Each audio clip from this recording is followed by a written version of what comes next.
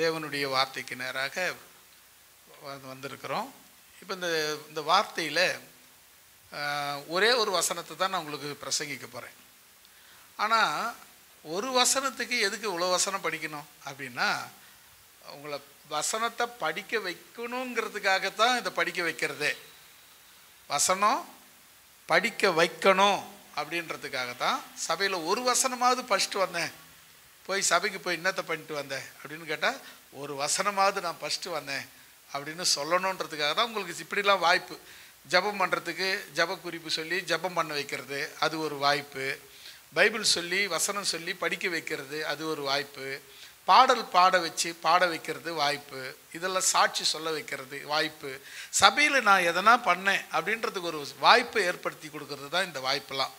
இல்லைன்னா ஆரம்பித்து முடிச்சுட்டு ஆமேன் பண்ணுறவரையில் நானே பண்ணிவிடுவேன். உங்களுக்கும் இதில் ஆராதனையில் பங்கு இருக்கணும் அப்படிங்கிறதுக்காக தான் சில வாய்ப்புகளை நான் உங்களுக்கு ஏற்படுத்தி கொடுக்குறோம். கர்த்தர் உங்களை ஆசீர்வதிப்பாராக. ஒரு வசனத்தை மாத்திரம் வாசிப்போம். 14வது வசனம். மேலும் சகோதரரே, நாங்கள் உங்களுக்கு போதிக்கிறது என்னவென்றால், முதல்ல ஒழுங்கு இல்லாதவங்களுக்கு புத்தி சொல்லுங்க, ரெண்டாவது திடனற்றவங்களை தேற்றுங்க, மூணாவது பலவீனரை தாங்குங்க, அடுத்தது எல்லாரிடத்திலும் நீடிய சாந்தமா இருங்க. இந்த தலைப்பில் தான் நம்ம தேவனுடைய வார்த்தையை பார்க்க போகிறோம். முதல்ல பாருங்க, ஒழுங்கு இல்லாதவர்களுக்கு புத்தி சொல்லுங்க. ஒழுங்கு இல்லாதவங்க அவங்களுக்கு நம்ம புத்தி சொல்லணும். ரெண்டாவது திடனற்றவங்களுக்கு தேற்றணும். மூணாவது பலவீனரை தாங்கணும். நாலாவது எல்லாரிடத்திலும் நல்லவங்க கெட்டவங்க எல்லாரிடத்திலும் நீங்கள் நீடிய சாந்தமாக இருக்கணும். நாங்கள் நல்லவங்க கிட்ட மட்டும் நீடிய சாந்தமாக இருப்போம், கெட்டவங்க கிட்ட அந்த நீடிய சாந்தம்லாம் வராது. இன்னொரு விஷயம் தெரியுமா, சில பேர் பார்த்திங்கன்னா பாவியை பார்த்தா கொதிக்கும் நமக்கு. அவங்ககிட்டலாம் நம்மளால் சாந்தமாக பேசவே முடியாது. ஏன்னா அவன் இடக்கு மடக்காக பேசிகிட்டு இருப்பான். உதாரணத்துக்கு ஒரு குடிக்காரன்னு வச்சிங்களேன், அவங்ககிட்ட நீங்கள் ரொம்ப ரெஸ்பெக்டாக சாந்தமாக பேசுவீங்களா அப்படின்னா பேச மாட்டீங்க. ஏன்? அவனை பார்த்தாவே நமக்கு எரியும். குடிச்சு உடம்புக்கு எடுத்துக்கின்னு குடும்பத்துக்கு எடுத்துக்கின்னு எல்லா சமுதாயத்துக்கு எடுத்துக்கிட்டு இருக்கிறானே அப்படிங்கிற ஒரு ஆதங்கம் தான். ஆனால் வேதம் சொல்லுது எல்லாரிடத்திலும் நீடிய சாந்தமாக இருக்க வேண்டும் என்று சொல்லி. இப்போ நம்ம வாசித்த இந்த 3-4 தலைப்புகளில் தான் நம்ம இன்றைக்கு வேத வசனத்தை பார்க்க போகிறோம். முதல் தலைப்பு என்ன? ஒழுங்கு இல்லாதவர்களுக்கு புத்தி சொல்லுங்க. ஒழுங்கு இல்லாதவங்கன்னா எப்படி? அது ஒழுங்கு இல்லாதவங்க அப்படின்னா நம்ம இதை தான் தெரிஞ்சுக்கணும். இப்போ நீங்கள் பார்த்தீங்கன்னா பைபிளில் பார்த்தீங்கன்னா தேவன் இந்த வானத்தையும் பூமியும் சிருஷ்டித்தார். ஆமாம் தானே? வசனம் தான் ஆரம்பமே. அதுதான் முதல் வசனம். பைபிளில் முதல் வசனம் என்ன? தேவன் வானத்தையும் பூமியும் சிருஷ்டித்தார். ரெண்டாவது வசனமே பாருங்களேன், பூமியானது ஒழுங்கின்மையும் வெறுமையுமாயிருது. அவ்வளோதான், முடிஞ்சு போச்சு. ஃபஸ்ட்டில் அவர் படைச்சார், வானத்தையும் பூமியும் படைச்சார். ஆனால் ரெண்டாவது சொல்லும்போது அது ஒழுங்கின்மையாய் இருந்தது, அப்புறம் வெறுமையாய் இருந்தது. இப்போ இந்த ஒழுங்கின்மை எப்போ நீங்கள் பார்த்தீங்கன்னா அதிலே 4வது வசனம் பார்த்தீங்கன்னா உங்களுக்கு இன்னும் வித்தியாசம் வரும். அவருங்க அங்கே என்ன சொல்கிறாரு? நல்லது என்று கண்டார். இப்போ அவர் படைச்ச எல்லாமே நல்லதா கெட்டதா? நல்லது. ஆனால் ரெண்டாவது வசனம் என்ன சொல்லுது? வெறும் ஒழுங்கின்மையாக இருந்தது. இப்போ 4வது வசனம் என்ன சொல்லுது? வசனம் படிங்க.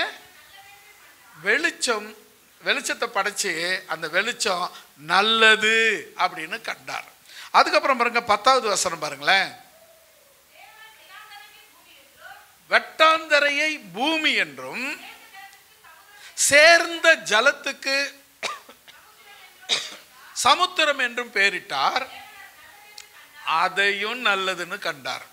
கவனிங்க, முதல்ல 4வது வசனத்துல பார்க்கிறோம் எது நல்லதுன்னு கண்டார்? வெளிச்சத்தை உண்டாக்கி அந்த வெளிச்சம் நல்லது அப்படின்னு கண்டார். 10வது வசனத்துல பார்த்தீங்கன்னா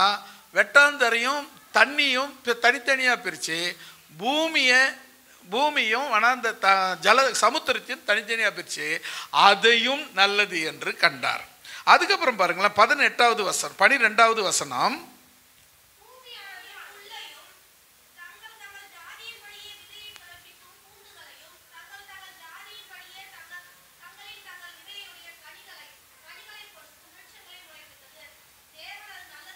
பாருங்க, பூமி அதாவது புல் மரம் செடி கொடி எல்லாத்தையும் உண்டாகும்படி சொன்னார். எல்லாம் உண்டாகி கனி கொடுத்து தான் விதைகளை உண்டாக்கி விதைகள் மூலமாக அது பலன் கொடுக்க ஆரம்பிச்சிச்சு. மறுபடியும் அதனுடைய ஜெனரேஷனை உருவாக்க ஆரம்பிச்சிச்சு. அப்போது அதையும் பார்த்துங்க, ஜெனரேஷன் உருவாக்குனதையும் பார்த்துட்டு என்ன சொல்கிறாரு? நல்லது. பார்த்தீங்கன்னா தேவன் நல்லது நல்லது. எப்போ இங்கே வெறுமையாய் ஒழுங்கின்மை ஏன் வந்துச்சு அப்படின்னு பார்த்தா அதுக்கு நம்ம பார்க்கணும். அது ஒழுங்கின்மையாக இல்லை, அதுக்கு முன்ன நல்லதாக தான் இருந்துச்சு. 4வது வசனத்தில் பார்க்குறோம் ஒளி நல்லதாக இருந்துச்சு. 10வது வசனம் பூமியும் சமுத்திரமும் உருவாக்குனார், நல்லதாக இருந்துச்சு.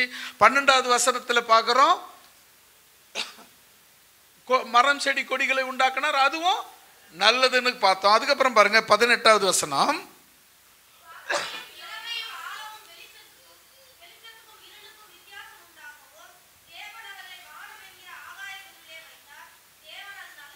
பாருங்க, ஆகாய விரிவில் சுடர்களை வச்சாரு, அதுவும் நல்லதுன்னு தான் கண்டார். எல்லாமே நல்லது நல்லது நல்லது. படைப்பெல்லாம் நல்லதாக தான் இருந்துச்சு. ஆனால் இப்படி எங்கே ஒழுங்கின்மையாச்சு அப்படின்னு சொன்னால் இன்னும் 21வது வசனத்தையும் 25வது வசனத்தையும் படிச்சுட்டு நம்ம அங்கே போயிடலாம். 21வது வசனம்.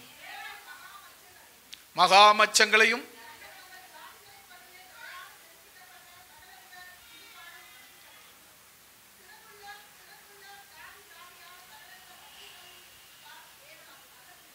பார்த்தீங்களா, சமுத்திரத்தில் மச்சங்கள் மீன் வகைகள் திமிங்கலம் என்னென்ன மச்சங்கள் என்னென்ன வகைகள் இருக்கோ அத்தனையும் உண்டாக்குனார்.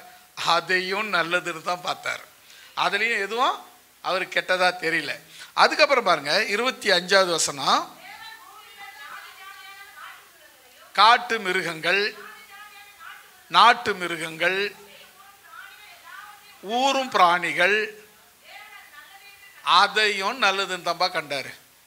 காட்டு மிருகம் நாட்டு மிருகம் ஊரும் பிராணி எல்லாமே நல்லதுன்னு தான் கண்டார். இப்போ எல்லாம் நல்லதாக இருக்கும்போது ஏன் வெறும் ஒழுங்கின்மையாச்சு அப்படின்னா மனுஷனை படைச்சார். கடைசியாக எல்லாத்துக்கும் கடைசியாக மனுஷனை படைச்சார். அவங்களுக்கு ஒரு தோட்டத்தை உண்டாக்கி இந்த தோட்டத்தில் இருங்க, தங்கி இருங்க. இந்த பாருங்க, இந்த எல்லா பழமும் உங்களுக்கு தான், இந்த மரமே இந்த தோட்டமே உங்களுக்கு தான், ஆண்டு நல்லா அனுபவிங்க அப்படின்னு சொல்லிட்டு ஒரே ஒரு கண்டிஷன் போட்டார். தோட்டத்துக்கு நடுவில் ஜீவ விருட்சம்னு ஒரு மரம், அதன் கனியை மட்டும் நீங்கள் புசிக்க வேணாம், புசிக்கிற நாளில் நீங்கள் சாகுவீங்க அப்படின்னு சொல்லிட்டார். இப்போது ஒரு விஷயத்தை சொல்கிறாங்கன்னா என்ன பண்ணக்கூடாது? செய்யக்கூடாதுன்னா செய்யக்கூடாது. இப்போ நீங்கள் உங்கள் பிள்ளைங்கிட்ட இதை செய்யக்கூடாது அப்படின்னு சொல்கிறீங்க, அது மீறி செய்தால் என் செல்லம் என் கண்ணு என் முத்து அப்படின்னு கொஞ்சுவீங்களா? கண்டிப்பீங்களா? கண்டிப்பீங்க. இதுதான் இங்கே நம்ம பார்க்க போகிற விஷயம். இங்கே நல்லா கவனிங்க. இப்போது தேவன் எல்லாத்தையும் நல்லதுன்னு பார்த்தார். படைப்பு எல்லாமே நல்லது தான். தேவன் படைத்த எல்லா படைப்பும் நல்லது தான். படைத்த எல்லாம் பாருங்க நல்லது நல்லது நல்லது நல்லதுன்னு பார்த்தார். நல்லது நல்லதா பார்த்து பார்த்து பார்த்து பார்த்து உனக்கு எனக்காகவும் படைச்சார். உனக்கு உன் வாழ்க்கையில் ஒவ்வொரு விஷயமும் நடக்கிற எல்லா விஷயமும் செய்கிற எல்லா விஷயமும் நல்லது தான். சில நேரத்தில் நமக்கு சோதனையாக இருக்கும், வேதனையாக இருக்கும். அதனுடைய முடிவு பார்த்திங்கன்னா அது நல்லதாக தான் இருக்கும். நம்ம சில நேரத்தில் ரொம்ப நொந்துருவோம், ரொம்ப சோர்ந்து போயிடுவோம். என்ன இது அப்படி ஆயிடுச்சு இப்படி ஆயிடுச்சுன்னு. இல்லைங்க, முடிவு வரலும் கம்முனரு, அது நல்லதாக தான் இருக்கும். அல்லேலூயா. அப்போ தேவன் உனக்காக எது செய்தாலும் அது நல்லது தான். ஆனால் இப்போ பாருங்கள், அந்த ஜீவ விருட்ச கனியை வச்சுட்டு புசிக்க வேணான்னு சொல்லிட்டாரு. இப்போது ஏவாள் அம்மா என்ன பண்ணுறாங்க? அது மேலேயே வேணான்னு எதை சொன்னாங்களோ அதை தான் வேணும்னு பார்க்கறது. போயிட்டு எப்பவுமே வந்து குழந்தைங்கள்லாம் பார்த்திங்கன்னா விளக்கு வந்து அதுக்கு முன்னெல்லாம் மண்ணெண்ணெய் விளக்கு அகல் விளக்கெல்லாம் வச்சு வெளிச்சம் கொடுப்பாங்க. இப்போ தான் அதுக்கெல்லாம் வழியே இல்லாத போச்சு. மண்ணெண்ணெய் விளக்கே காணாம போச்சு. சில இடங்களில் இன்னும் ரொம்ப அந்த வசதி, மின்சார வசதி இல்லாத கிராமங்கள்லாம் அந்த விளக்கை தான் வச்சுருக்காங்க. பந்தங்கள் உபயோகப்படுத்துனாங்க. அப்புறம் விளக்கு எடுத்து திரி வச்சு அதுக்கு பண்ணாங்க. அதுக்கப்புறம் அகலில் வச்சு அதில் அகலில் திரி வச்சு அதில் எண்ணெய் ஊற்றி விளக்கு வச்சாங்க. இப்படிலாம் விளக்கு வச்சு வெளிச்சத்தை உண்டாக்குனாங்க. இப்போ எல்லாத்துக்குமே சும்மா சுவிட்சு போட்டால் லைட்டு உடனே வெளிச்சம் அப்படி வந்துடுது. ஆனால் இப்போ அந்த காலங்களில் குழந்தைங்க போய் அந்த விளக்கில் கையை வைக்கும், அது தட்டுவோம், இப்போ என்ன தொடாத சுடும் அப்படின்னு. சில நேரத்தில் கம்முன்னு விட்டுருவோம். அதுக்கு சுட்டாதான் நம்ம சொல்கிறோம் சுடும் சுடுன்னு. இதுக்கு என்ன பண்ண மாட்டேங்குது, புரிய மாட்டேங்குது.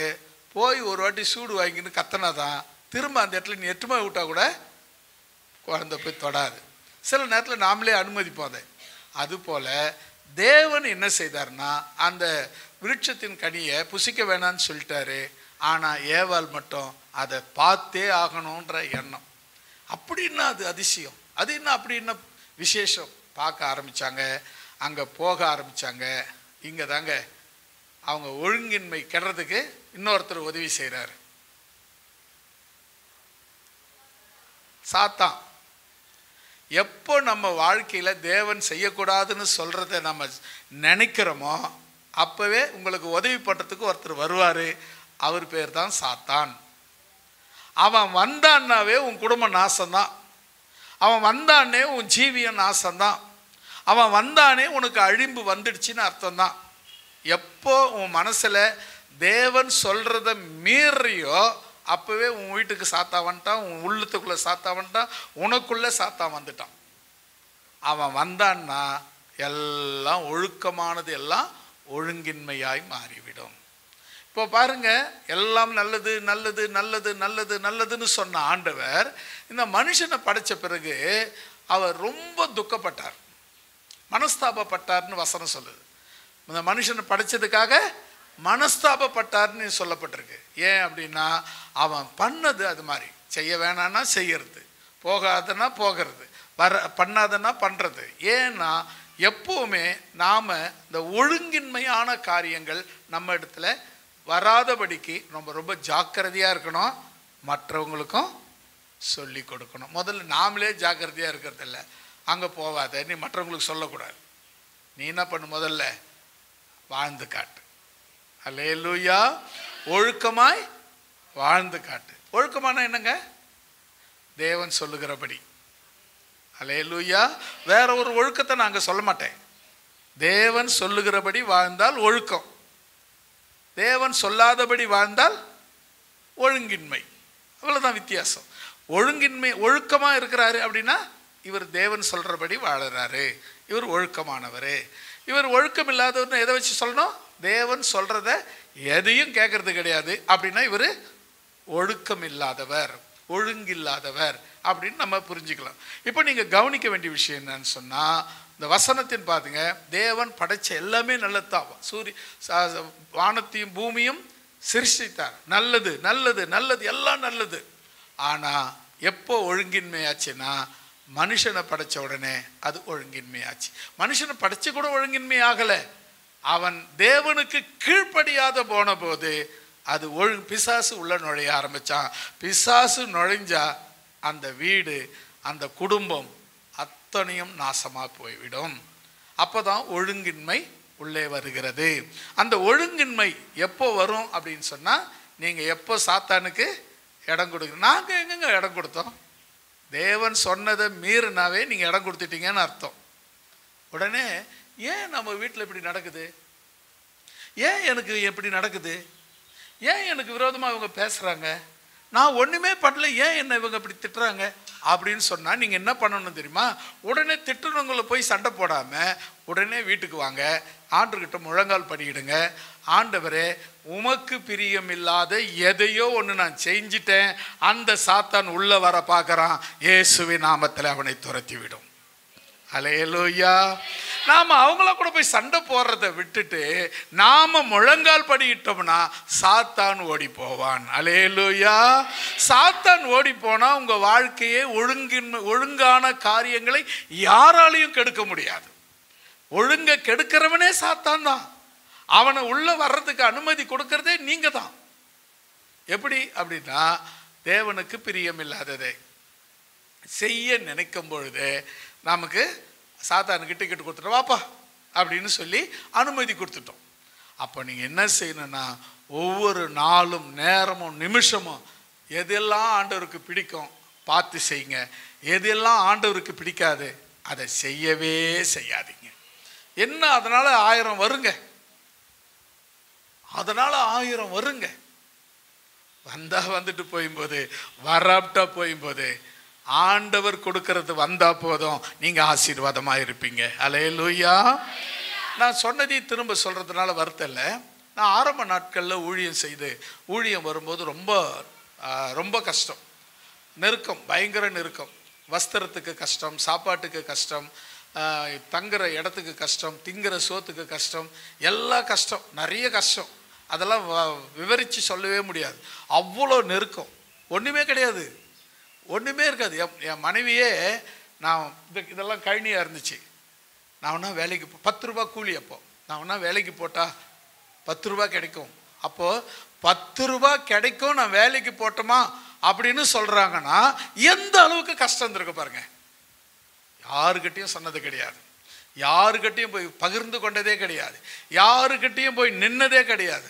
ஆண்டவர்கிட்ட போய் நின்னோம். இப்போ நீங்கள் பார்க்குற இந்த உயர்வு எந்த சைட்லேருந்து வரல, எந்த பக்கத்துலேருந்து வரல, வெளிநாட்டிலேருந்து வரல, உள்நாட்டிலேருந்து வரல, எல்லாம் இயேசுவின் கையிலிருந்து வந்தது. அல்லேலூயா. எனக்கு அந்த நேரத்தில் பார்த்தீங்கன்னா ஒருத்தர், ஒரு ஃபேமிலி, அவங்க என்ன பண்ணாங்க, ஒரு சபை இருக்குது, நீ அந்த சபையில் ஜாயின் பண்ணிட்டீன்னா அவங்க உனக்கு இடம் வாங்கி தருவாங்க, சர்ச்சு கட்டி தருவாங்க, வீடு, பெரிய வீடு, பங்களா போல் வீடு கட்டி தருவாங்க, காரு வாங்கி கொடுப்பாங்க, எல்லா வசதியும் உங்கள் பிள்ளைங்களுக்கெல்லாம் இங்கிலீஷ் மீடியம் படிக்கிறதுக்கு உதவி பண்ணுவாங்க, சம்பளம் போட்டு கொடுப்பாங்க அப்படின்னாங்க. அப்போல்லாம் சம்பளம்லாம் கிடையாது. அப்போல்லாம் வானம் பார்த்து பூமி மாரி தான். எப்போ கர்த்தர் கொடுக்குறாரோ அப்போ வாங்கிக்குவோம், இல்லைன்னா இல்லை தான். கொடுத்தா சாப்பிடுவோம், கொடுக்கலன்னா கம்முன்னு இருந்துருவோம், ஜவ் பண்ணின்னு இருந்துருவோம். அப்படிப்பட்ட நிலவரம், அப்படிப்பட்ட நிலைமை. அந்த நேரத்தில் ஒரு ஆஃபர் வருது, ரொம்ப கஷ்டமான நேரம், ஒரு காசு கூட கையில் இல்லாத நேரம், கிடைக்காத நேரம், பார்க்க முடியாத நேரம். அந்த நேரத்தில் ஒரு ஆஃபர் வந்துச்சு, நீ எங்கள் சபையில் சேர்ந்துட்டா, எங்கள் ஐக்கியத்தில் நீ வந்துட்டா, உனக்கு சம்பளம், உங்கள் பிள்ளைங்களுக்கு இங்கிலீஷ் மீடியம் படிப்பு, உனக்கு நல்ல இடத்துல சர்ச்சு, உனக்கு நல்ல இடத்துல வீடு, பெரிய வீடு, பங்களா மாதிரி வீடு, உனக்கு போக்குவரத்துக்கு காரு, எல்லாம் வாங்கி தரோம் அப்படின்னு சொன்னாங்க. ஆனால் உபதேசம் மட்டும் கொஞ்சம் மாற்றி இருக்கும். உபதேசம் பிதா குமாரன் பரிசுத்தாவி இருக்காது, இயேசு மட்டும்தான் அப்படின்னு சொல்லி உபதேசம் மட்டும் அப்படி சொன்னாங்க. நல்லா கவனிங்க, எனக்கு இருந்த வறுமை, எனக்கு இருந்த அந்த கஷ்டம், எனக்கு இருந்த அந்த சூழ்நிலை ஓகே அப்படின்னு சொல்லியிருந்தா நான் என்ன பண்ணியிருப்பேன், பிசாசு உள்ள நுழைஞ்சிருப்பான், ஒழுங்கின்மையாயிருக்கும், நான் சீர்கட்டு போய் சின்ன பின்னமாக போய் இருக்கிற இடம் தெரியாத போயிருப்பேன். ஆண்டவர் எவ்வளவு கஷ்டம் வந்தாலும் சரி, நான் அவங்ககிட்ட சொன்னேன், நான் ரட்சிக்கப்படும் பொழுது பிதா குமாரன் பரிசுத்தாவி என்கிற முழு உபதேசத்தை தான் கேட்டு ரட்சிக்கப்பட்டேன். யாருக்காகவும் எதுக்காகவும் பணத்துக்காகவோ இந்த வசதிக்காகவோ அதை மாற்றிக்கொள்ள நான் தயாராக இல்லை. எவ்வளோ கஷ்டம் இருந்தாலும் நான் பார்த்துக்கிறேன், பரவாயில்லை அப்படின்னு சொன்னேன். நல்ல வர்ற வாய்ப்பை இழந்து போகிறீங்க, ரொம்ப கஷ்டப்படுவீங்க அப்படின்னு சொன்னாங்க. நீங்கள் அப்படியே இப்போ யோசித்து பாருங்கள், பல வருஷங்கள் கடந்து வந்துட்டேன், இன்றைக்கி நான் கஷ்டப்படுறேன்னா இல்லவே இல்லை. அல்லேலூயா. காரணம் என்ன? கொஞ்சம் இச்சை, ஆசை, அதன் மேல உடன்பட்டு நான் கொஞ்சம் இடம் கொடுத்து இருந்தா சாத்தான் வந்துடுவான். எப்படி தெரியுமா? அதுக்கு ஒரு சொல்லுவாங்க, தூண்டி விட்டு வேடிக்கை பார்க்கிறான் பிசாசு, உன்னை ஆசை காட்டி அழிக்க பார்க்கிறான். தூண்டி விட்டு வேடிக்கை பார்க்கிறான் பிசாசு, உன்னை ஆசை காட்டி அழிக்க பார்க்கிறான். தூண்ட விடாதே அவனை, துளியும் நம்பாதே. தூண்ட விடாதே அவனை, துளியும் நம்பாதே. இடம் கொடுத்தா நுழைந்திடுவான் அழிவுக்குள்ளே. தூண்டி விட்டு வேடிக்கை பார்க்கிறான். பிசாசு உன்னை ஆசை காட்டி அழிக்க பார்க்கிறான். தூண்டி விட்டு வேடிக்கை பார்க்கிறான். பிசாசு உன்னை ஆசை காட்டி அழிக்க பார்க்கிறான். தூண்ட விடாதே அவனை துளியும் நம்பாதே. தூண்ட விடாதே அவனை துளியும் நம்பாதே.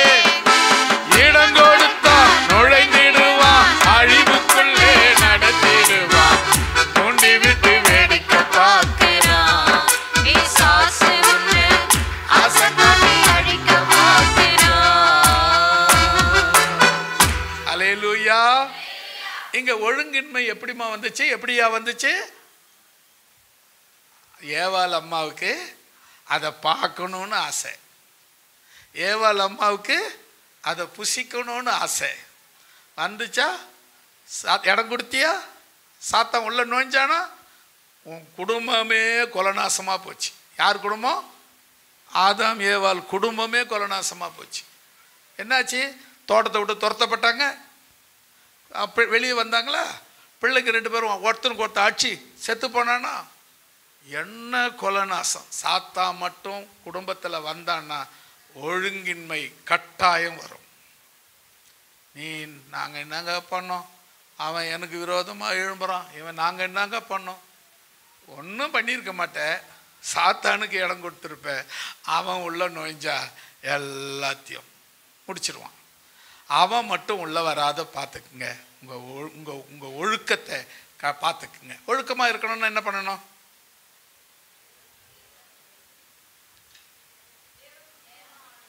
ஆமாம், தேவன் என்ன சொல்கிறாரோ அதுபடி வாழ்ந்துட்டு போங்க, அவ்வளோதான்.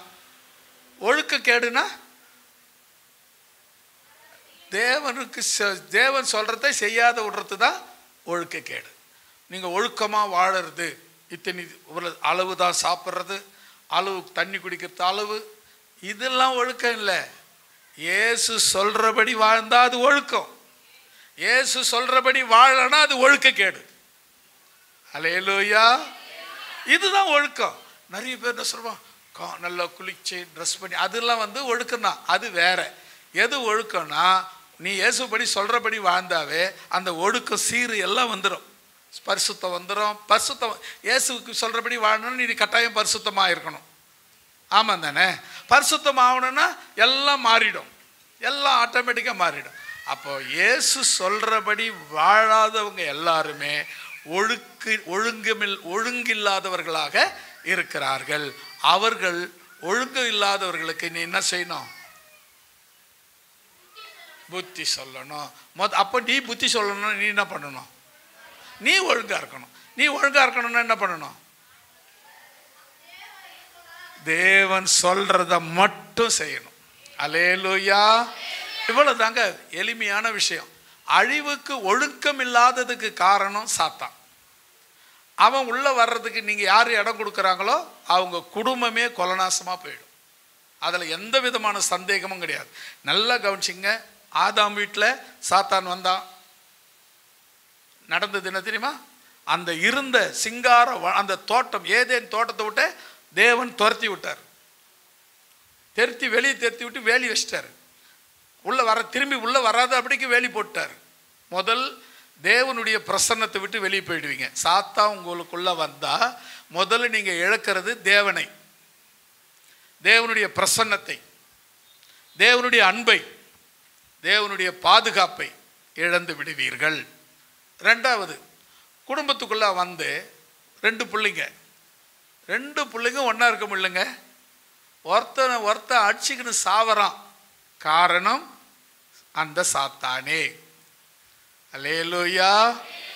நல்லா கவனிங்க. உங்க வீட்டில் பிரச்சனை வந்துச்சுன்னா யார் எனக்கு பிரச்சனை பண்ணாங்கன்னு யோசிக்காம, ஆண்டவரே ஏதோ ஒழுங்கின்மையா ஏதோ ஒரு நான் தவறான காரியத்தை யோசித்து விட்டேன், சாத்தானுக்கு இடம் கொடுத்து விட்டேன், தேவன் இயேசுவின் நாமத்தில் அந்த சாத்தானை என்னை விட்டு அப்புறப்படுத்து அப்படின்னு ஜெபம் பண்ணீங்கன்னா அந்த சாத்தான் உங்களை விட்டு ஓடி போவோம். அல்லேலூயா. அப்போ உங்க வீடு என்ன இருக்கும்? எப்படி இருக்கும்? மறுபடியும் ஒழுக்கமா மாறிடும், சமாதானம் நிலவும். அப்போதான் இந்த முக்கியம். என்ன பண்ணுங்க, ஒழுங்கின்மையானவர்களுக்கு என்ன சொல்லுங்க, என்ன சொல்லப்பட்டிருக்கு, ஒழுங்கில்லாதவர்களுக்கு புத்தி சொல்லுங்க. நீங்க புத்தி சொல்லணும்னா நீங்க எப்படி இருக்கணும், நீங்க ஒழுக்கம் உள்ளவர்களா இருக்கணும். நீங்க ஒழுக்கம் உள்ளவர்களா மாறணும்னா என்ன செய்யணும், தேவன் என்ன சொல்றாரோ அதன்படி வாழணும். தேவன் சொல்றபடி வாழலைன்னா சாத்தான் உள்ள வருவான், குடும்பத்தையே சின்ன பின்னமாக்கிடுவான். சில குடும்பங்கள்லாம் பாருங்களேன், கணவன் மனைவி பிரிஞ்சிருப்பாங்க, பிள்ளைங்க பிரிஞ்சிருப்பாங்க, 4 பேர் இருப்பாங்க, 4 பேர் 4 மூலையில் இருப்பாங்க. காரணம் என்ன தெரியுமா, சாத்தான் அவனுக்கு இடம் கொடுத்துட்டாங்கன்னு அர்த்தம். மற்றபடி அவங்க பிரியறதுக்கு வாய்ப்பே இல்லைங்க, வாய்ப்பே கிடையாது. அப்போ பிரியிறாங்கன்னு சொன்னால், அந்த குடும்பத்தில் அந்த பிரிவினை வருதுன்னு சொன்னால், நீங்கள் முதல்ல யோசிக்க வேண்டிய விஷயம் என்ன தெரியுமா, நான் தேவனுக்கு விரோதமாக எதையோ ஒன்றை செய்து விட்டேன், என் ஆண்டவரே எனக்கு மன்னியும், எனக்கு இரங்கும் என்று நீங்கள் ஜெபிக்கிற பொழுது மறுபடியும் உங்கள் குடும்பத்தை தேவன் ஒழுங்குள்ளது குடும்பமாக மாற்றுவார். இன்னொரு வசனத்தை கூட வாசிக்கலாம். எரேமியா 4ஆம் அதிகாரம் 23வது வசனம்.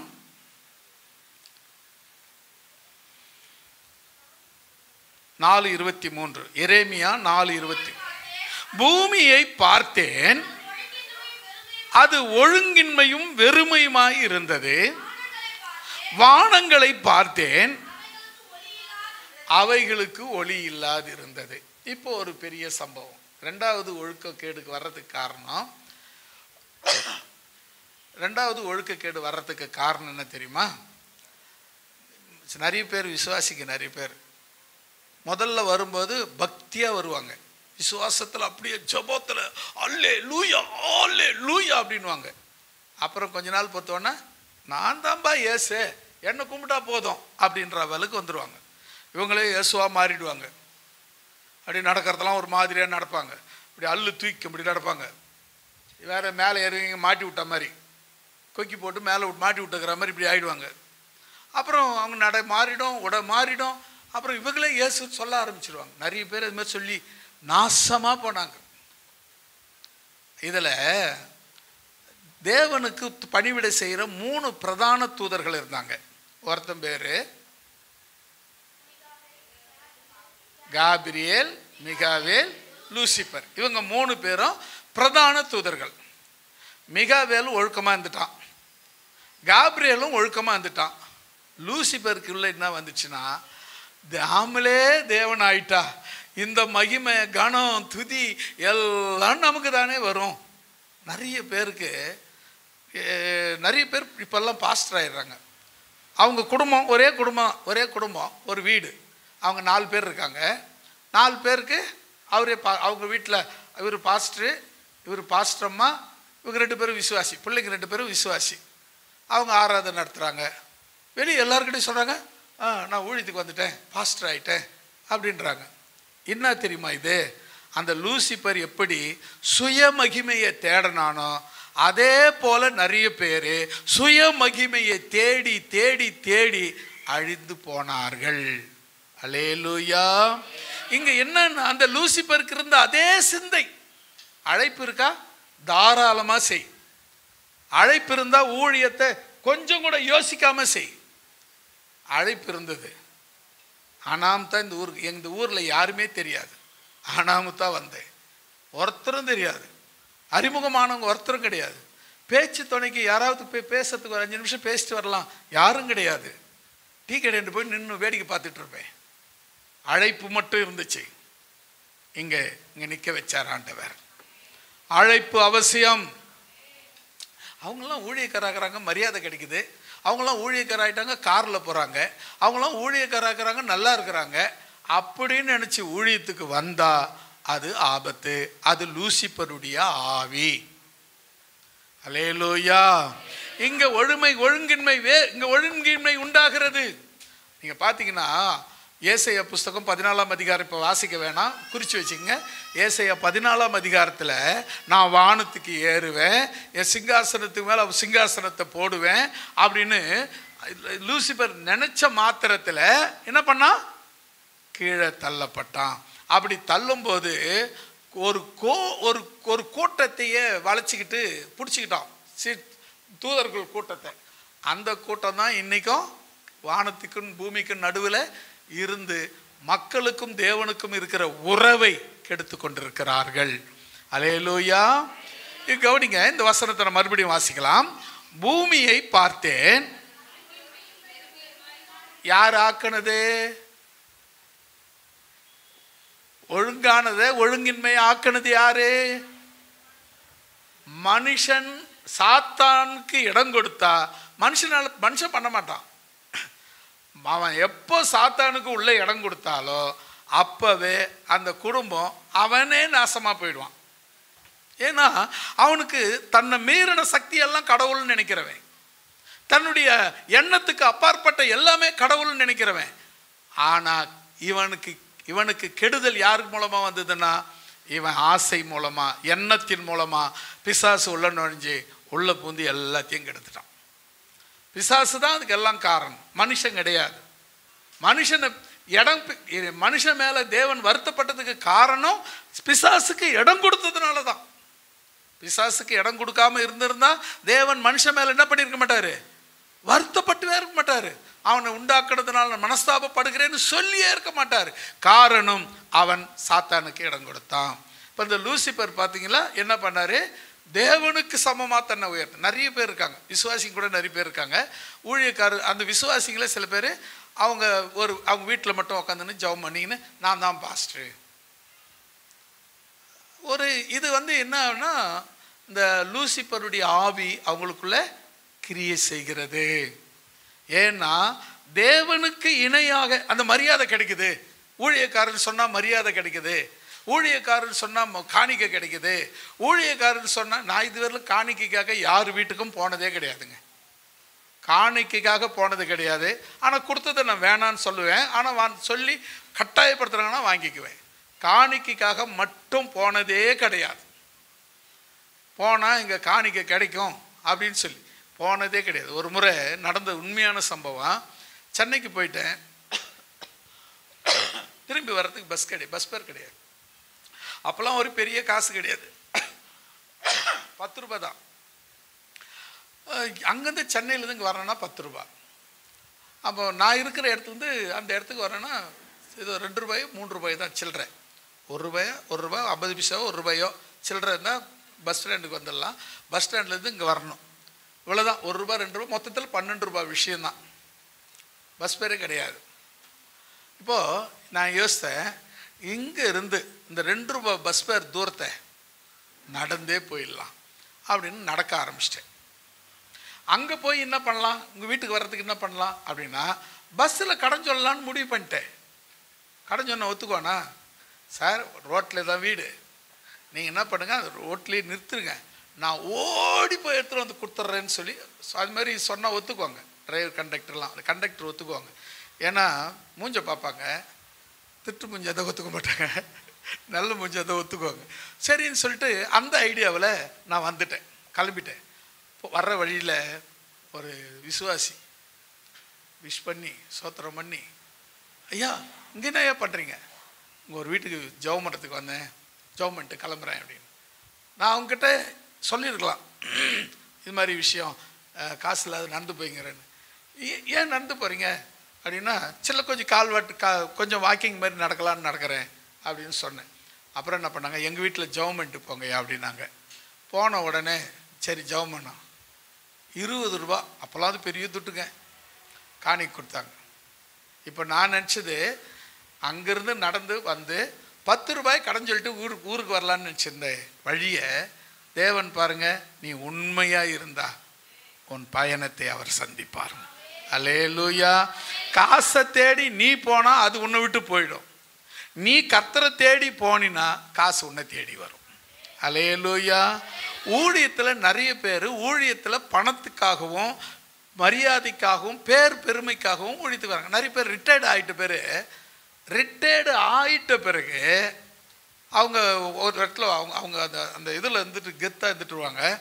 ரிட்டையர்ட் ஆகிட்ட பேர் வந்து உட்காந்து பிரசங்கம் கேட்கறது நம்ம அப்படின்னு நினச்சி இவங்களே ஒரு சபை ஆரம்பிச்சிடுவாங்க. ஏண்டா உலகமே உன்னை ரிட்டையர்ட் பண்ணிடுச்சு, கர்த்தர்கிட்ட வந்து நீ இப்போ தான் வேலைக்கே ஆரம்பிக்கிற, அது எப்படி நியாயம்? உலகமே உனக்கு ரிட்டையர்ட் கொடுத்துருச்சு. இப்போ வந்து நீ வேலைக்கு வரேன்னு சொன்ன எப்படி? உலகம் ரிட்டையர்ட் ஆகிட்டா கர்த்தர் ரிட்டையர்ட் பண்ண மாட்டாரா?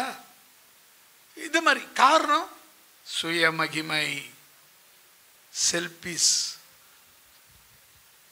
தன்னுக்குத்தானே கணத்தை உண்டாக்கி கொள்வது.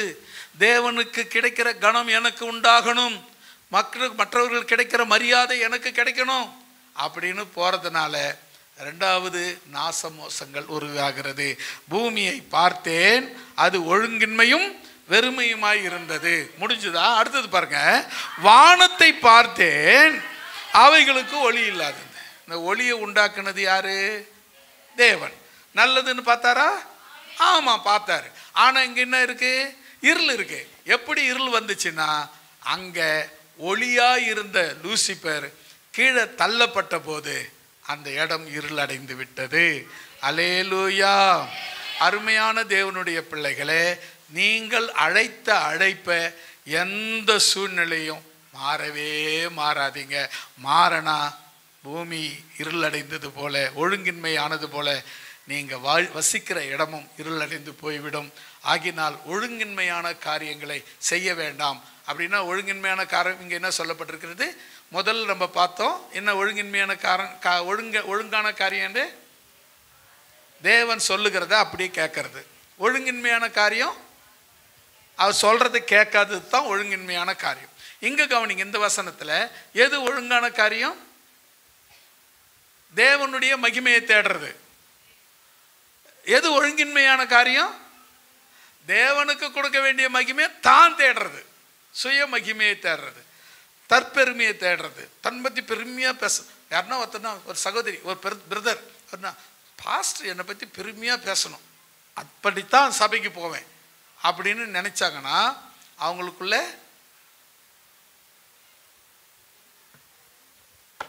ஓவர் ஆகி போச்சுன்னு அர்த்தம். சுய மகிமையை தேடுறாங்கன்னு அர்த்தம். சுய மகிமை தேடினாங்கன்னா அவங்க சீக்கிரமா தள்ளப்பட போறாங்கன்னு அர்த்தம். அல்லேலூயா. அப்ப நீங்க என்ன பண்ணுங்க, ஒவ்வொரு விஷயத்திலும் கவனமா இருங்க. யோசனையில கொஞ்சம் கூட மாறாதீங்க.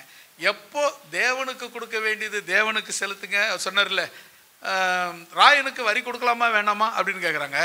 காசு கொடுங்க, கையில் இருக்கிற பணத்தை கொடுங்கன்னு கேட்டார். அவங்க ஒரு பணத்தை கொடுப்பாங்க, அதில் ராயனுடைய சொரூபமும் மேல் எழுத்து இருந்துச்சு. அப்போ வாங்கி பார்த்துட்டு ராயனுடையதை ராயனுக்கு கொடுங்க, தேவனுடையதை தேவனுக்கு கொடுங்கன்ட்டார். தேவனுக்கு கொடுக்க வேண்டிய கனத்தையும் மகிமையும் அவருக்கு மட்டும்தான் கொடுக்கணும். எந்த மனுஷனுக்கு அது சொந்தம் கிடையாது. அது இயேசு கொடுக்குற மரியாதை பாஸ்டர் கொடுக்குற, தயவு செய்து கொடுக்காதே. இயேசுவுக்கு கொடுக்க வேண்டிய மரியாதை வேற யாருக்கும் போய் சேரக்கூடாது. அது இயேசுவுக்கு மட்டும்தான் சேரணும். மனுஷனுக்கு கொடுக்க வேண்டிய மரியாதை கொஞ்சம் நம்மளை விட மூத்தவர், அனுபவசாலி, அப்படி கொஞ்சம் மரியாதை கொடுக்கலாமே தவிர இயேசுவுக்கு அடுத்தபடியான மரியாதையே கொடுக்கிறேன் அப்படின்னா நீயும் கெட்டு போடு, அவரும் கெட்டு போயிடுவார். ரெண்டு பேருக்கு கெட்டு போறதுக்கு நீ காரணமாக இருந்துடாது. அவ்வளோ மட்டும் தான் நான் சொல்ல முடியும். இதுதான் ஒழுங்கின்மை. அடுத்தது நம்ம இன்னொரு விஷயத்தை பார்க்கலாம். திடனற்றவர்களை தேற்றுங்கள். ரெண்டாவது கவனிங்க, திடனற்றவர்களை தேற்றுங்க. ஒரு வசனத்தை வாசிக்கலாமா? கொலேசியர் 3ஆம் அதிகாரம் 21வது வசனம்.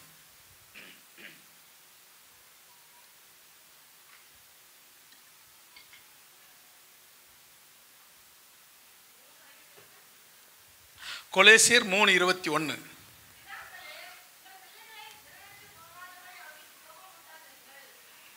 ஆமேன். ஒரு அல்ல சொல்லலாமா? திடனற்று போறதுக்கு முதல் காரணம், திடனற்று போறதுக்கு முதல் காரணம் கோபம். கோபம் வந்துச்சுன்னா, எனக்கு கோபம் மட்டும் வந்துச்சுன்னா என்ன பேசுறேன்னே தெரிய மாட்டேங்குதுங்க. என்ன பேசுறேனே தெரிய மாட்டேங்குது பத்தியா?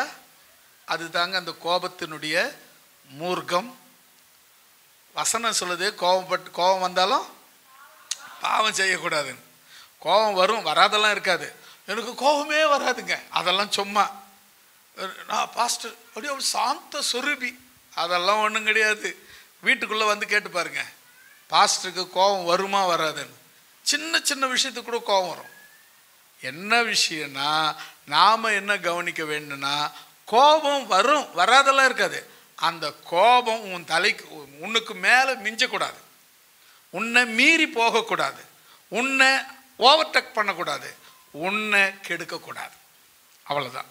பாருங்க பிதாக்களே, உங்கள் பிள்ளைகள் திடனற்று போகாதபடி, பிள்ளைங்களை கோபப்படுத்தினா அவங்க திடனற்று போயிடுறாங்க.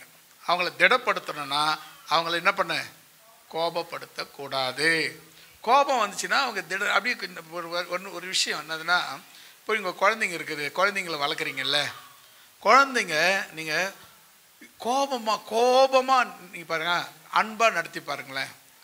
அதுக்காக கோபப்படாதீங்கன்னு சொல்ல மாட்டேன். கண்டிக்க வேண்டிய நேரத்தில் கண்டிச்சே ஆகணும், பொழக்க வேண்டிய நேரத்தில் பொழந்தே ஆகணும், வெட்ட வேண்டிய நேரத்தில் வெட்டி விட்டால் தான் துளுக்கும். அதுக்காக நீ பாட்டு ஐயோ கோவப்படக்கூடாதுன்னு நரகத்தில் தள்ளிடக்கூடாது. கோவப்பட மாட்டேன்னு எத்தும் போய் நரகத்தில் தள்ளிடக்கூடாது. தப்பு பண்ணும்போது வான் பண்ணணும், கண்டிக்கணும், தண்டிக்கணும், அப்புறம் அன்பு செலுத்தணும். கோபம் உங்கள் கோபம் அவங்க திடனற்று போக பண்ணக்கூடாது என்பது மட்டும்தான் நான் சொல்கிறேன். ரெண்டாவது, திடனற்று போகிறதுக்கு காரணம் கோபம். சில நேரத்தில் நாமளே கோபம் வந்தால் நிதானமே இருக்காது. நமக்கு கோபம் வந்துச்சுன்னா, இப்போ எனக்கு கோபம் வந்துச்சுன்னா நிதானமே இருக்காது, நிதானத்தை மீறிடுவோம், நிதானம் தவறிடுவோம். சில பேர் கோபம் வந்தால் என்ன பேசுகிறாங்கன்னே தெரியாது பேசுவாங்க. சில பேர் கோபம் வந்தால் கையில் என்ன கிடைக்குதோ அடிச்சிடுவாங்க. சில பேர் கோபம் வந்தால் பாவம் செய்ய ஆரம்பிச்சிடுவாங்க. இந்த கோபம் உங்களை திடனற்று போக பண்ணும். கோபத்துக்கு இடம் கொடுக்க வேண்டாம். தானியேலின் புஸ்தகம் 10ஆம் அதிகாரம் 15வது வசனம். தானியேலின் புஸ்தகம் 10ஆம் அதிகாரம் 8வது வசனம். 10:8.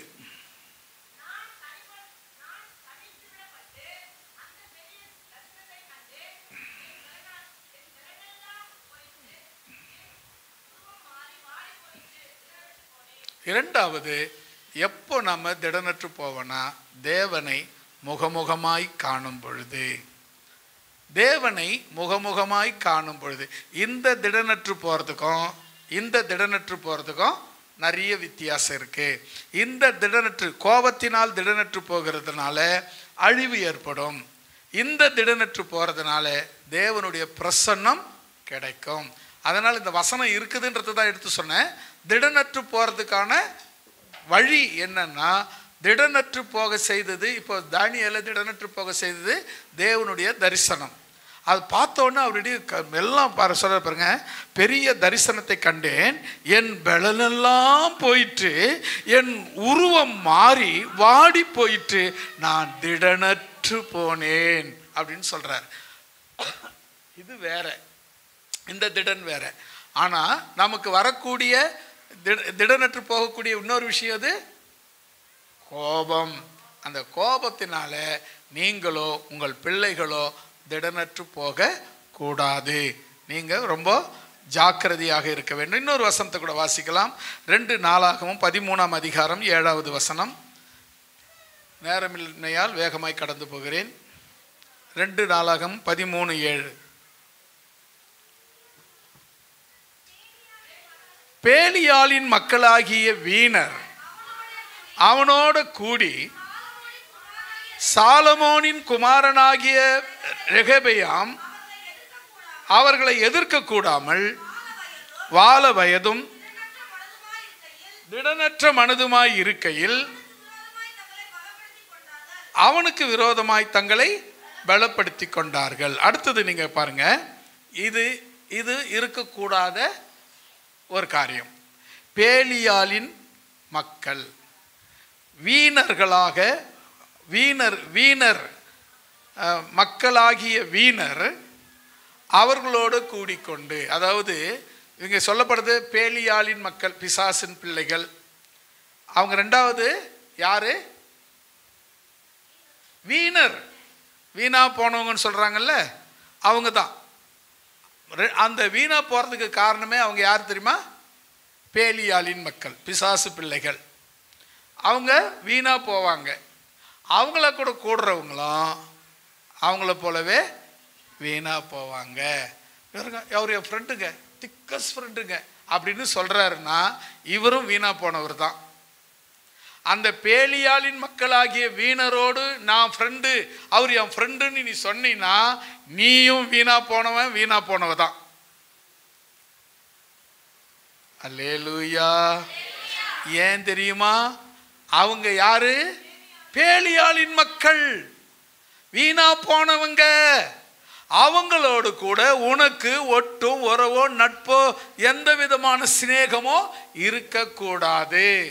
ஏன்னா வேத வசனமே சொல்லுது அவங்க பேலியாளின் மக்களாகிய வீணர். அந்த வீணா போனவங்க கூட ஃப்ரெண்ட்ஷிப்போ சிநேகமோ எதுவும் இருக்கக்கூடாது.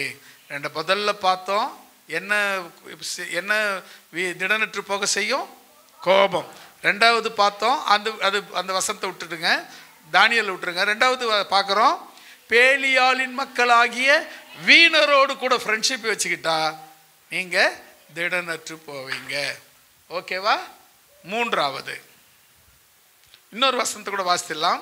2 சாமுவேல் 4:1. சீக்கிரம் வாசிங்க, டைம் இல்லை. 2 சாமுவேல் 4:1. 2 சாமுவேல் 4:1.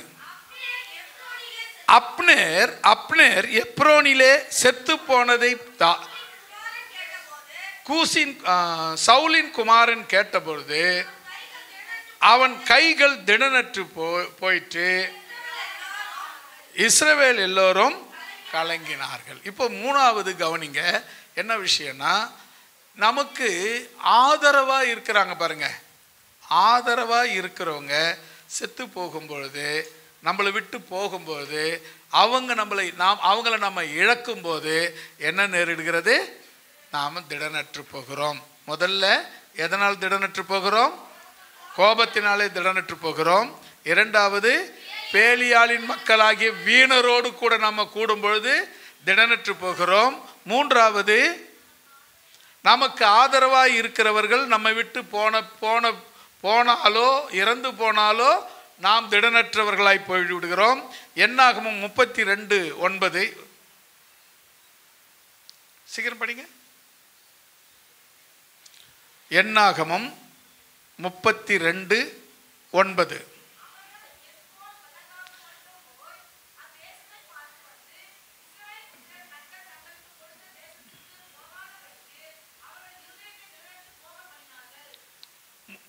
நான்காவது, நெகட்டிவான வேர்ட்ஸ், அதாவது டிஸ்கரேஜ் பண்ணுற, அதாவது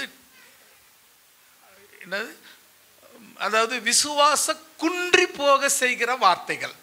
கரெக்டா? விசுவாசத்தை குறைக்க செய்கிற வார்த்தைகள். நீங்கள் விசுவாசமாக இருப்பீங்க, அதை பேசுகிற அவங்க பேச்சில் அவங்க சொல்கிற அந்த வார்த்தை, நான் இப்போ உதாரணத்துக்கு, நீங்கள் சர்ச்சுக்கு போயிட்டு போகிறீங்க, இன்னொருத்தர் சர்ச்சுக்கு போயிட்டு எதிர்க்க வராங்க. என்னங்க எங்கே போயிட்டு வரீங்க? சர்ச்சுக்கு போயிட்டு வரேன்னு நீங்கள் சொல்கிறீங்க. அவங்க என்ன சர்ச்சுக்கு போயிட்டு வரோம் அப்படின்னு சொல்கிறாங்க. ரெண்டுக்கும் வித்தியாசம். நீங்கள் சர்ச்சுக்கு போயிட்டு வரேன்னு சொல்கிறதும் அவங்க சர்ச்சுக்கு போயிட்டு வரன்றதும் ஒரே வார்த்தை தான், ஆனால் சொல்கிற விதங்குது. நீங்கள் சர்ச்சுக்கு போயிட்டு வரோம், சர்ச்சுக்கு போயிட்டு வரோம் அப்படிங்கிறதுக்கு நிறைய வித்தியாசங்க. ஏன்னா நான் போகவே விருப்பம் இல்லை, ஏதோ கர்மம் போயிட்டு வரேன் அப்படின்னு அர்த்தம். அதை கேட்டால் நல்ல விசுவாசத்தில் இருக்கிறவங்க கூட என்ன போவாங்க? திடனற்று போவாங்க. இந்த வார்த்தை நெகட்டிவான வார்த்தைகளை சொல்லுகிறவர்களை நீங்கள் கிட்டி சேரக்கூடாது, உங்ககிட்ட சேர்க்கவே கூடாது. எப்போவுமே பாசிட்டிவாக பேசணும். நெகட்டிவாக பேசுகிறவங்க கிட்ட தயவு செய்து நீங்கள் ஒட்டு உறவு வச்சுக்காதீங்க. ஏன்னா அவங்களும் கெட்டு போவாங்க, உங்களையும் கெடுத்துருவாங்க, ஈஸியாக கெடுத்துருவாங்க. ஒன்றும் இல்லைங்க, நீங்கள் ஜுரம் தலைவலிக்குதுன்னு, ஐயோ தலைவலிக்குதா, கேன்சர் இருக்க போகுது, ஆடா பாவி லேசா தலைவலிக்குதுன்னு இவன் கேன்சர் கொண்டு போய் விட்டான். ஆமாங்க, இதுதான் என்ன வார்த்தை? நெகட்டிவ் வேர்ட், அதாவது விசுவாசம் குன்ற செய்கிற வார்த்தை. தேவன் பேரில் இருக்கிற பற்று நீங்கள் செய்கிற வாழ்க்கை. உடம்பு சரியில்லை, வீட்டில் பாஸ்டர் வீட்டில் உடம்பு சரியில்லை, என்னம்மா எங்கே போய்ட்டு வர? பாவம், நான் பாஸ்டர் ரொம்ப சீரியஸாகிறாரு, உடம்பு சரியில்லை, பார்த்துட்டு வர போனேன். போதுமா? அவங்க 100 பேர்கிட்ட சொல்லுவாங்க, அந்த 100 பேர் 1000 பேர்கிட்ட சொல்லுவாங்க. வர்றவங்களாம் துக்கம் விசாரிப்பாங்க, பாஸ்டர் சத்து போகிற சாவர நிலைமையில் இருக்கிறீங்களாமே. யார் சாவடிச்சு தெரியுமா? அந்த வந்து பார்த்துட்டு போனாங்க பாருங்க, அந்த ஒரு ஆள் தான் என்னை சாவடிச்சுதே. ஏன் தெரியுமா? அந்த நெகட்டிவ் வேர்டு. தயவு செய்து இந்த நெகட்டிவாக பேசுகிறத இன்னையோட விட்டுடுங்க. ஏன்னா நீங்களும் திடனற்று போவீங்க, மற்றவர்களையும் திடனற்று போக செய்வீங்க. 4 சொன்னா 4 4 காரியங்கள் திடனற்று போகக்கூடியதாக இருக்கிறது. 3வது, பலவீனரை தாங்குங்கள். பலவீனரை தாங்குங்கள். அப்போஸ்தலர் 20ஆம் அதிகாரம் 35வது வசனம். அப்போஸ்தலர் 20:35.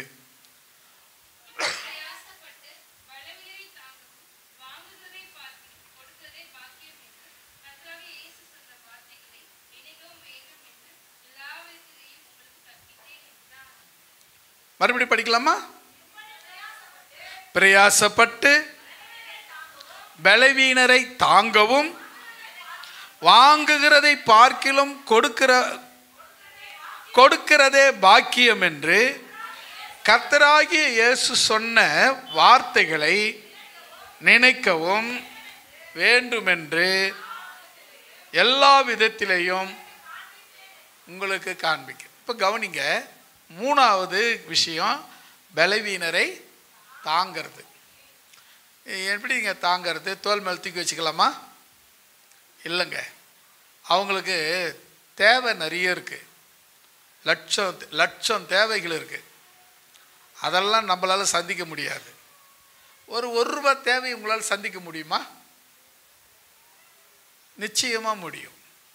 நீங்கள் வாங்கிறத விட கொடுக்கிறது பாக்கியம். அல்லேலூயா. நான் இயேசுவை ஏற்றுக்கொள்கிறதுக்கு முன்னே வேற ஒரு 9th 10th படித்து முடிச்சிட்டு, அப்போல்லாம் வந்து ஒரு கட்டுப்பாடு இல்லாத வாழ்க்கை என்னுடைய வாழ்க்கை. 10வது படிக்கும்போதே ஒரு கட்டுப்பாடு கிடையாது. ஆனால் தவறான வழியில் போல, ஒரே ஒரு வழி தான், எப்போ பார்த்தாலும் சினிமா கோட்டாவில் இருப்பேன், அவ்வளோதான். மற்ற எந்த விதமான பாவங்கள் எங்கள் முன்னே வந்ததும் கிடையாது, நான் அதில் ஈடுபட்டதும் கிடையாது. ஆண்டவருக்கு நான் இப்பொழுது நன்றி சொல்ல கடமைப்பட்டிருக்கிறேன். ஏன்னா அதுதான் பெரிய இருக்கிறதுலே அதுதான் பயங்கரமானது. குட்டியும் புட்டியும் தான் பெரிய பாவம், அதுலேருந்து வெளியே வரவே முடியாது. ஆனால் சினிமாவும் அது மாதிரி தான். சினிமான்னு எங்கே என்ன பண்ணேன், செய்யூர் எங்கள் பாட்டி வீடு, அங்கே போயிட்டு பொங்கல் வீட்டை விட்டு கோச்சிக்கின்னு வீட்டை விட்டு வெளியே வந்துட்டேன். அப்போது 10வதுன்னா ஒரு 15-16 வயசு இருக்கணும்னு வச்சுக்கோங்க, அது அவ்வளோதான் இருக்கும். எப்போ 15-16 வயசுலேயே கோச்சிக்கின்னு வீட்டை விட்டு வெளியே வந்தேன். அதோட வீட்டுக்கு எங்கள் வீட்டு இது இந்த பாட்டி விட்டு வந்தேன்னா எங்கள் வீட்டுக்கு வரணும்ல. நேராக மதுராந்தகம் வந்து இறங்கி தேட்டர் எங்குதுன்னு பார்த்தேன். தேட்டருக்கு போய் சினிமா பார்க்க ஆரம்பித்தேன். கோவம்லாம் போயிடுச்சு, வேறு மைண்டு டைவெர்ட் ஆயிடுச்சு. அதுக்கப்புறம் ஒன்னோட நிறுத்திட்டு போயிருக்கலாம்ல. 2வது பார்த்தேன், பஸ் பேரே காலி. பஸ் பேருக்கு இப்போ ஊருக்கு போகிறது பஸ் பேர் கிடையாது.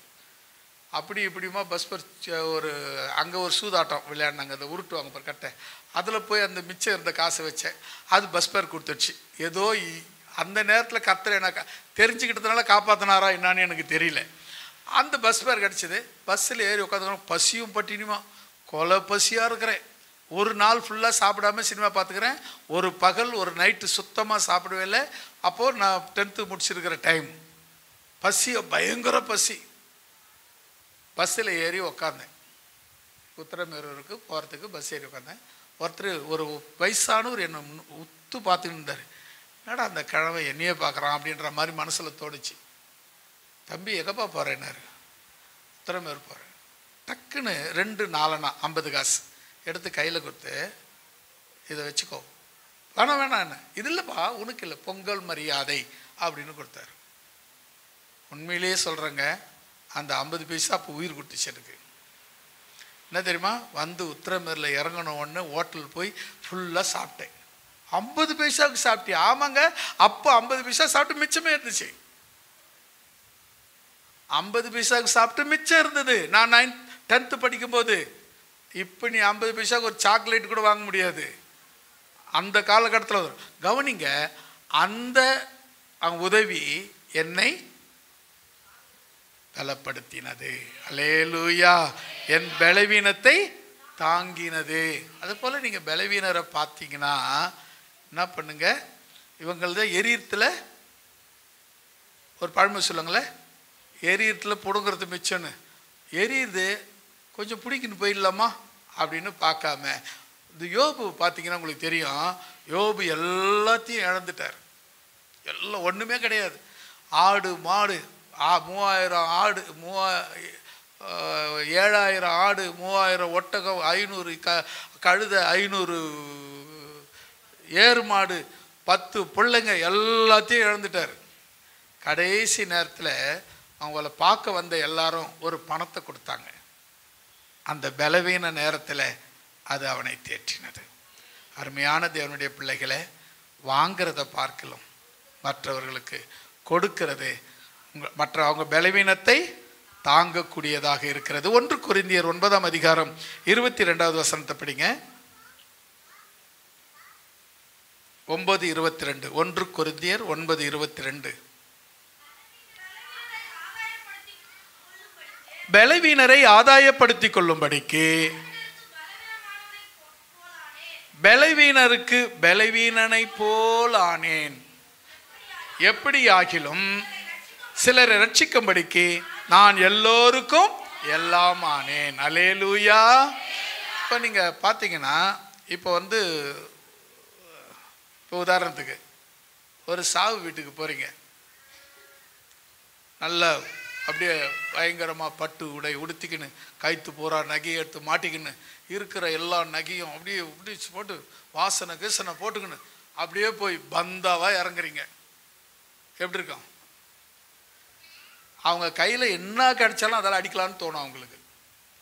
நான் இங்கே துக்கத்தில் எழுதுகிட்டு இருக்கேன், இவ மேனா மினுக்கின்னு வந்திருக்கிறா அப்படின்னு சொல்லி உங்கள் மேலே எரிச்சல் வரும். அப்போ என்னன்னா, நீங்கள் அவங்கள பார்க்கும்போது அவங்கள போல மாறணும். ஒரு பாவியை பார்க்கும்போது அவங்கள பார்க்கும்போது அவங்கள போல மாறணும்னு சொன்னேனே. அப்போ பாவியை பார்க்கும்போது பாவியை போல மாறணுமா? அங்கே தாங்க ஆபத்து வரும். இங்கே கவனிச்சிங்கன்னா, பலவீனரை ஆதாயப்படுத்தி கொள்ளும்படியாகத்தான் பலவீனனை போல் ஆனேன். பாவியை ஆதாயப்படுத்த நான் பாவியை போல ஆனேன்னு சொல்லலை. சரிங்களா? பலவீனரை ஆதாயப்படுத்தலாம், பாவியை என்ன பண்ண முடியாது, உன்னால் ஆதாயப்படுத்த முடியாது. அவரால் மட்டும்தான் அதை ஆதாயப்படுத்த முடியும். பாவியை ரட்சிக்கிற திராணி அவருக்கு மட்டும்தான் உண்டு. உனக்கும் எனக்கும் அது இல்லவே இல்லை. ஆனால் பலவீனரை என்ன பண்ணலாம், தாங்கலாம். அடுத்ததாக 4ஆவதாக நாம் பார்க்க போகிறோம், எல்லாவற்றிலும் நீடிய சாந்தமாயிருங்கள். இப்போ கடைசியாக நாம் 3 காரியங்களை பார்த்தோம். கடைசியான காரியம் எல்லாவற்றிலும் நீடிய சாந்தமாயிருங்கள். யாத்திராகமத்தின் புஸ்தகம் 34ஆம் அதிகாரம் 6வது வசனம்.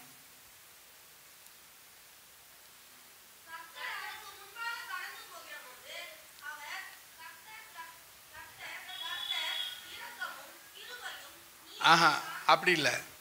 கர்த்தர் அவனுக்கு முன்பாக கடந்து போகிற போது அவர் கர்த்தர். அதுக்கப்புறம் நிறுத்திட்டு கர்த்தர் இரக்கமும் கிருபையும் நீடிய சாந்தமும் மகா. ஆமேன். அல்லேலூயா சொல்லமா?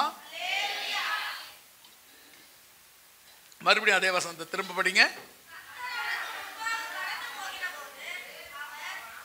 அவர் கர்த்தர்.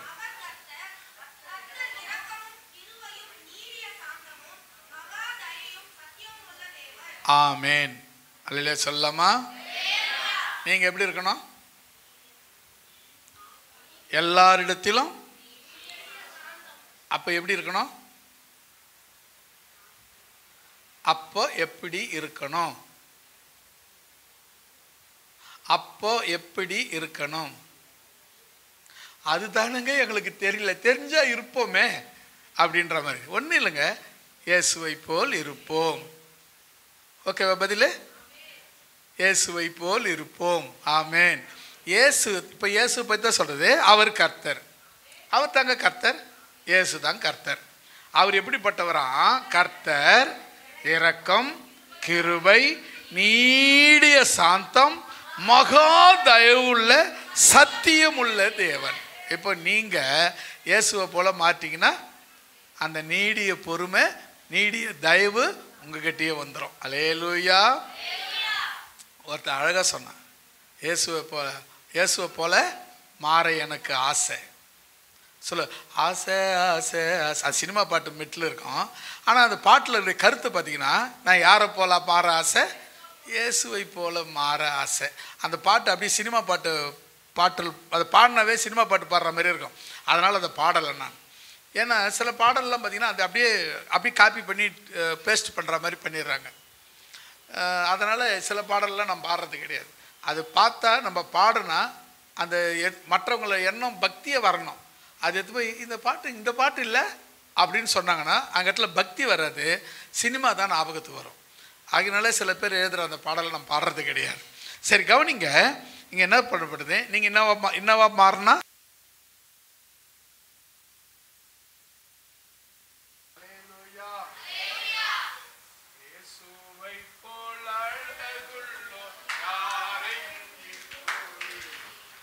இதுவரை கண்டதில்லை, காண்பதும் இல்லை.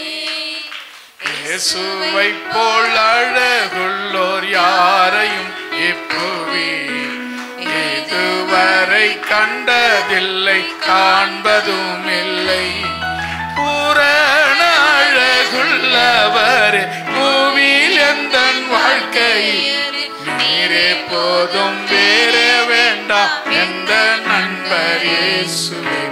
மண்ணுக்காக மாணிக்கத்தை விட்டிட மாட்டேன், இந்த மண்ணுக்காக மாணிக்கத்தை விட்டிட மாட்டேன். பூரண அழகுள்ளவரே நீரே போதும், வேறு வேண்டாம் மாணிக்கத்தை விட்டிட மாட்டேன், இந்த மண்ணுக்காக மாணிக்கத்தை விட்டிட மாட்டேன். ஹல்லேலூயா. இப்போ பாருங்க, நாம இந்த ஒரே வார்த்தையில் எல்லாரிடத்திலும் நீடிய சாந்தமாக இருக்கணும்னா இந்த வசனத்தின்படி என்ன சொல்லப்பட்டிருக்கு? நீங்கள் இயேசுவை போல மாறணும். அவ்வளோதான். சரியா? என்னாகமம் 14ஆம் அதிகாரம் 17வது வசனம். சீக்கிரம் வாசிக்கலாமா? ஆகையால் கர்த்தர் நீடிய சாந்தமும் மிகுந்த கிருபையும் உள்ளவர் என்றும், அக்கிரமத்தையும் மீறுதலை மன்னிக்கிறவர் என்றும் விடாமல் பிதாக்கள் செய்த அக்கிரமத்தை பிள்ளைகளிடத்தில் விசாரிப்போம். 3-4 தலைமுறை வரை உங்கள் அக்கிரமத்தை உங்கள் பிள்ளைங்க தலைமையில சுமந்துருவார். அதனால் நீங்கள் சீக்கிரமாக இயேசு போல மாறிடுங்க.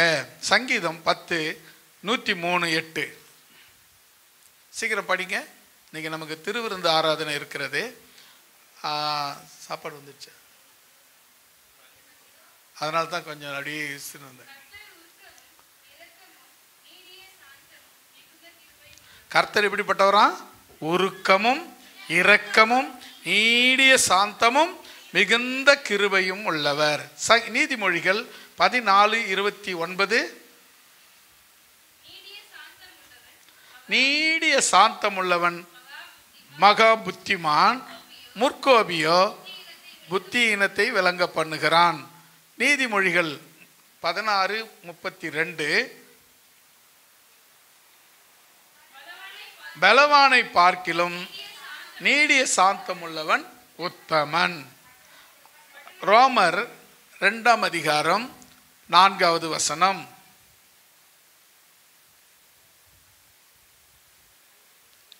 2:4 ரோமர். தேவ தயவு நீ குணப்படும்படி உன்னை ஏவுகிறது என்று அறியாமல் அவருடைய தயவு, பொறுமை, நீடிய சாந்தம் இவைகளின் ஐஸ்வர்யத்தை அசட்டை பண்ணுகிறாயோ. இப்போ என்னன்னா, நாம் இயேசுவை போல மாறலன்னா நாம் என்ன பண்ணுறோம்? தேவனை அசட்டை பண்ணுறோம். ஓகேவா? இப்போ நான் 4 விஷயத்தை சொன்னேன். 1, ஒழுங்கில்லாதவர்களுக்கு புத்தி சொல்லுங்க. எது ஒழுங்கில்லாத காரியம்? தேவனுக்கு பிரியம் இல்லைன்னா ஒழுங்கில்லாத காரியம். தேவனுக்கு சொல்லு கேட்டோம்னா நாம ஒழுங்கானவர்கள். 2வது, திடனற்றவர்களை தேற்றுங்கள். 4 காரியம் சொன்னேன் திடனற்றவங்கன்னு. அது இப்போ நம்ம சொல்ல எக்ஸ்பிளைன் பண்ண வேணாம், ஏற்கனவே சொல்லிட்டேன். 3வது, பலவீனரை தாங்குங்க. என்ன பண்ணோம்? உங்களால் உடைந்த உதவிகளை அவங்களுக்கு செய்யணும். 4வது, எல்லாரிடத்திலும் நீடிய. அப்படின்னா இயேசுவை போல மாறணும், அவ்வளோதான். சரியா? நீங்கள் உங்கள் லைஃப்பில் இந்த 4 காரியங்களை கடைப்பிடிங்க. ஏன்னு சொன்னால் அந்த வசனத்தினுடைய ஆரம்பத்தை நீங்கள் படிச்சிங்கன்னா உங்களுக்கு தெரியும். 14வது வசனம் ஃபஸ்ட்டு அந்த படிச்சு பாருங்களேன். சகோதரரே, நாங்கள் உங்களுக்கு போதிக்கிற விஷயம் இதுதான். நாங்கள் உங்களுக்கு போதிக்கிற விஷயம் இதுதான். என்ன தெரியுமா? திடனற்றவங்க, ஒழுங்கில்லாதவர்களுக்கு புத்தி சொல்லுங்க, திடனற்றவங்களை தேற்றுங்க, பலவீனரை தாங்குங்க, எல்லாரிடத்திலும் நீடிய சாந்தமாயிருங்க. கர்த்தர் உங்களை ஆசீர்வதிப்பாராக.